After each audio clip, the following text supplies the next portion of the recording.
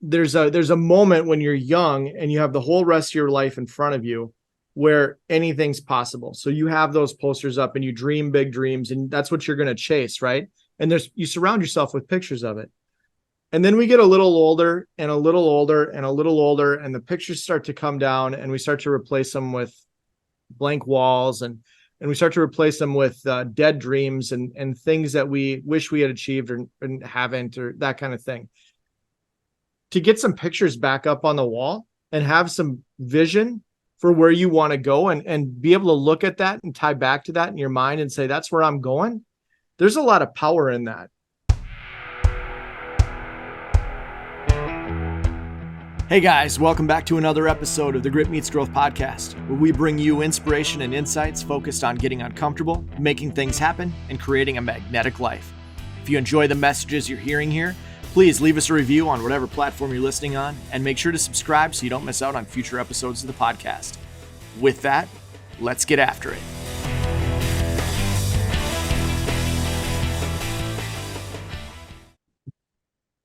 You're looking so serious today, John. Jesus. Got a lot on my mind, man. What's going on today? Mm-hmm. Got a lot on my mind. A lot on my mind. This is we were talking about this earlier. It's my September face. So is that do I really have that to look forward to all of September? Oh, it's September. Mm-hmm. Only the beginning. It's like I said earlier, it's transition season around my house, and everybody, not only is it transition season around my house, but everybody feels like they're at this spot where they're kind of coming up from the weeds and poking their head up and saying, hey, we haven't talked about this project in 3 months, but can we talk about this project now? So yeah. We're getting some of the same. You know, I think that as I was thinking about that, right? The change, you say transition, but it's a time of change, right? It's a season change. It's a change from, kids being home all summer, now back into school, which means, as you mentioned, businesses going, wow, it's like, it's a month away from fourth quarter. I better get some stuff done. It's all of this change that's going on. And everybody struggles with change. So what do you do to prepare yourself to deal with that change? I would say, if you asked me if I'm good with change, I would say yes. I would pat myself on the back and I would say yes. And then I hit this season. And so here's what I realized. The September thing, I kind of chuckle about it because this has been going on probably for 10 years, where it's this transition season. It's a season of change. And I kind of let it get in my head. And there's not a lot of things I let get in my head, but this specifically, I let this one kind of get in my head. And I think my awareness is a little different this year because the kids are going to be seniors this year. So it's amplified change in my mind. I'm wrestling with some of my demons when it comes to thinking about the kids leaving home and whatever. So it's very real to me this time around that it is change, and just the awareness that it was coming.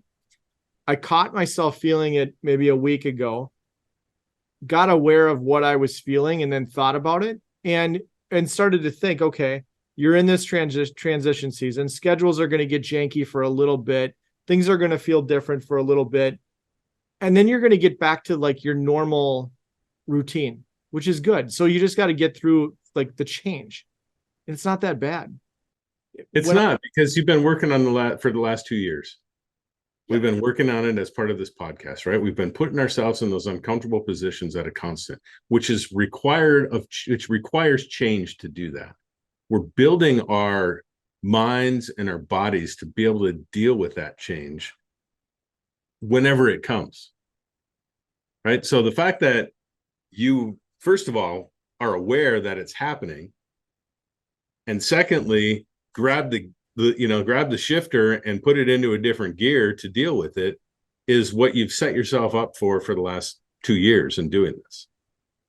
And it's the funny thing about it is I was listening to a Jocko podcast the other day and he was talking about jujitsu.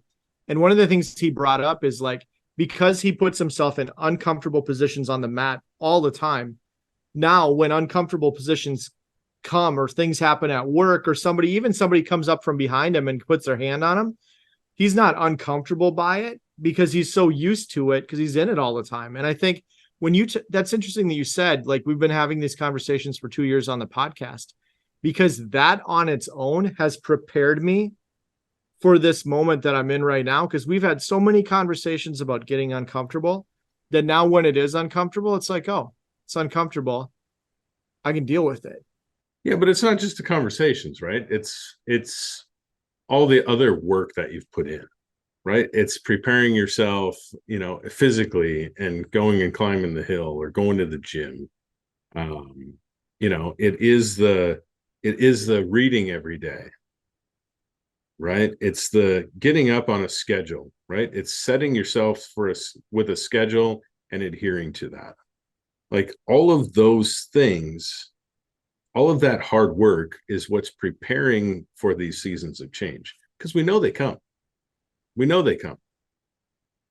And, sure, a lot of times they are aligned with the seasons, but they don't necessarily have to be, right? There's change that happens all the time.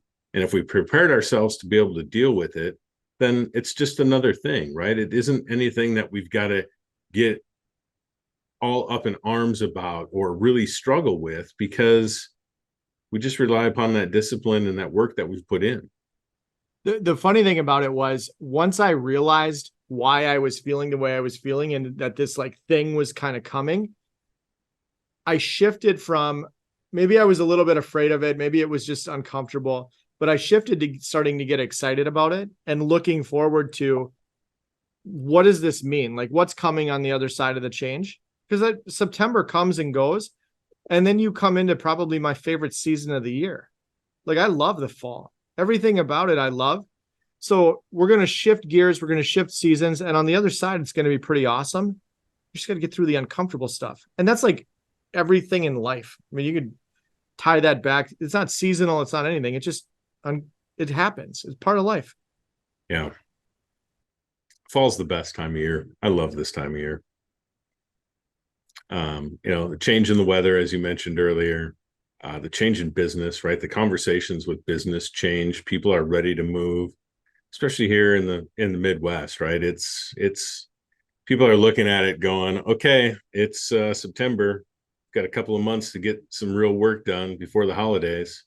And so we get serious about it this time of year here. And it's super exciting. Like I said, I enjoy the weather, I enjoy the conversations, the work, everything about it. Is there a lot of change going on? Absolutely. Are there days where I feel like my hair's on fire this time of year? Yep. But again, prepared for it. Like, we know what to expect. I found myself getting excited about the work conversations because there is this like September reset. Mm-hmm. Like, let's go. We got 2 months, 3 months to really end strong for the year. And I'm like, it's fun to have those conversations and see people get locked in on where they want to go, what they want, and then like put the plan together. Here's how we're going to get there. That gets really fun. And I think that's a good opportunity, not only in work, but in our personal lives, right? September is a good opportunity to reset for all of us. Take advantage of that change. Use that change to your advantage. If you've been off track on your eating, on your gym, on your work goals, realign, reset, get ready for that sprint. Set yourself up for next year. Use this next 4 months to set yourself up for next year, right? We talked about that last year when we were talking with the other Chris Cathers, right? Like, why wait till January to start these things? Like, start today. There's no reason you can't start today. Stop the excuses and just go. What and the start today thing is super important, because why not start today? Like, what's holding you back from, like, if you're going to hit January and you're going to go, I want to get healthy. Well, if you start today, you got a 4-month head start. You're 4 months further down the path if you started today.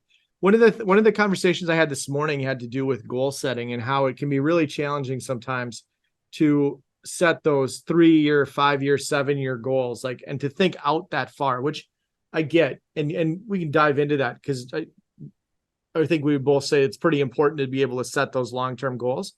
But maybe look at the next 4 months and say, what's my goal for the next 4 months? Like, break it into that little baby chunk and say, what am I going to do right now, the next 4 months to end strong?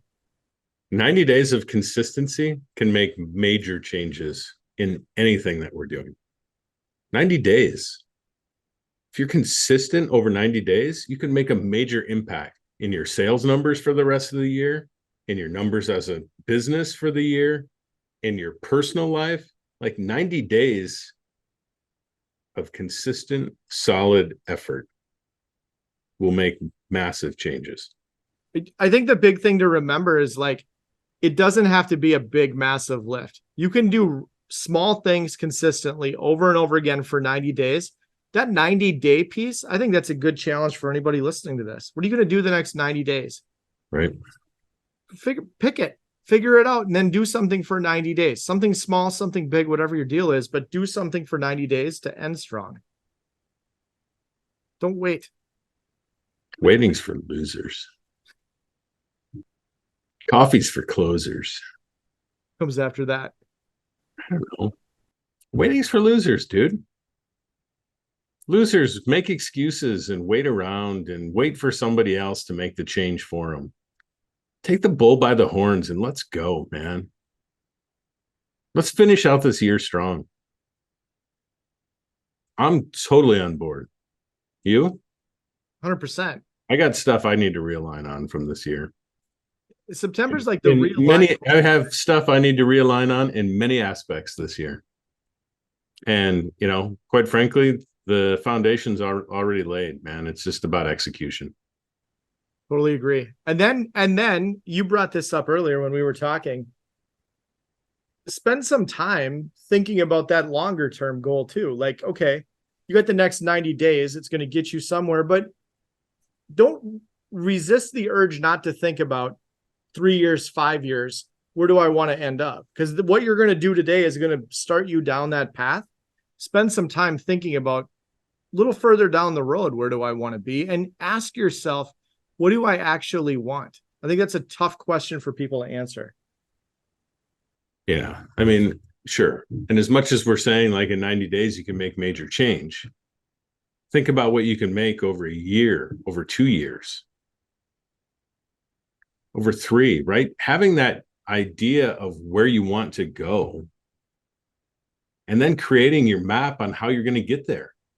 Without having that 3 to 5 year plan out there, how do you build a map to ever get there?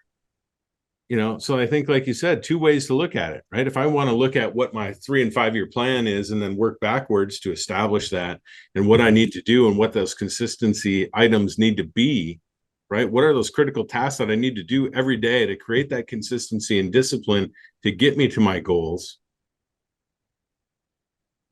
Or I look at it from a 1 year plan and then build out to the 3 and 5 to say, here's what it looks like, right? Using where I'm currently at to go, okay, if I keep this up over, over 3 years, where am I going to be? Personally, I think that's a harder direction to go than thinking about where that 3 year mark is and where I want to be, and using that vision board to create that 3 to 5 year plan. You actually have a vision board, right? I do. Yeah. Talk about that a little bit. What's the power of that for you? The power of it for me is I get to look at it every day. I see those things. I see what those things are that is my, that are my goal. Sometimes it's just a picture of a piece of a goal, but it sets my mind to where I want to go. For me, it might just be a picture of the Blue Ridge Mountains, right? I mean, it's literally my 3 to 5 year plan in pictures. I think the vision board thing is powerful. And we've when we're kids, we put posters on our walls of whatever it is we want, motorcycles or skateboarders or basketball players, whatever like our thing is that we want to do when we grow up. We plaster our walls with the things that we love and the things we want to become.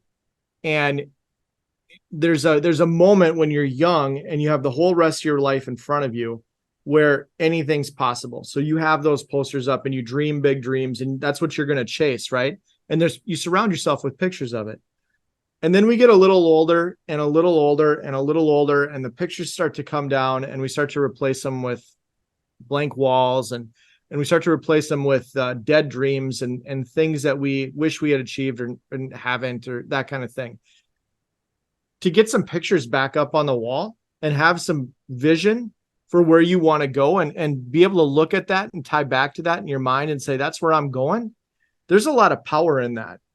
That we can't skip over that. That's a powerful thing. So, right. For sure. Yeah.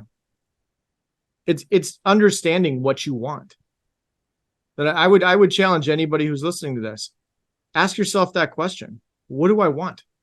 And not what do I want from the perspective of, here's what I think the other people around me would want me to say, how other people would want me to answer, but what do you actually want? What do you want? Start to ask that question and answer that for yourself, and then think about what that vision is that you can paint and start to get in front of. Right.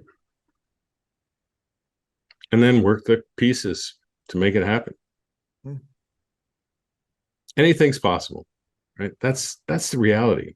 We all have the capabilities, every single one of us, to achieve our goals. You know, that 3 to 5 year plan, am I going to achieve everything on there in 3 to 5 years? Maybe not, right? I might hit a hurdle that's going to, knock me off course and, delay that for a year or two. Does it mean I lose focus on it? Absolutely not. Right? The vision board allows you to stay focused. It allows you to know what you're working for, no matter what adversity you chase, no matter what change of season is happening. I think one of the important things about the vision board and the goals and thinking about 90 days or 5 years is, don't get lost in the how. You do not have to know every step. You don't have to know how you're going to get there, how you're going to accomplish it, because I guarantee you the path that you're on to get toward that goal is going to take a lot of left-hand turns, right-hand turns, backward turns. Don't get stuck in the how, because I think how kills a lot of dreams. Like, I would love to have this. I want this. This is what I want to achieve, but I don't know how. So I'm never going to start. You got to get past that kind of thinking. You can't worry about the how. Figure out the first handful of steps and then figure out the rest as you go. But do not get stuck in the how, because if you get stuck in the how, you'll be paralyzed. You'll never start. Remember, you don't have to see the whole staircase. You just have to see the first step. And guess what? The internet is an amazing place to find out. If you want to start a business, research it. Like, we carry around a computer in our pockets every day. Use it to create something for yourself instead of watching everybody else's life on social media. Use it to create the life that you want. Use it to research the things. Use it to create that picture for yourself. Use it to connect with people who have been there before and have done it. That's the other thing that has become really real for me lately. There's a lot of people who are willing to help and willing to have conversations and willing to share their journey. Like, here's where I am. Here's how I got here. Here's some of the bumps in the road that I've hit. Have those conversations with people. I think you and I both have been having a lot of really cool conversations with people that are just taking the time to connect without any agenda other than, let's connect, get to know each other, and see if we can help one another. Yep. Great people all around us. You just have to look for them. So use the time of change as to your benefit. Use this next 4 months to set yourself up for a solid 2024. Set your goals up right, set your vision board, and start implementing those critical tasks on a daily to move you forward. Understand your non-negotiables and have the discipline to do those activities on the daily. You will see major change by the end of the year. No doubt. So let's hold each other and everyone not listening accountable. Let's make some change happen. You got 90 days. Make the most of it. Make the most of it. Enjoy it. End up someplace good when the 90 days is done, and be prepared to start an awesome next new year. So if you're listening to this episode for the first time, there's like 60 others to listen to. Go check them out wherever you listen to your podcast. If you want to see our lovely mugs, check us out on YouTube, on the Grit Meets Growth YouTube channel, and go get after it and make it a great week. Right on, man. See you later. See ya.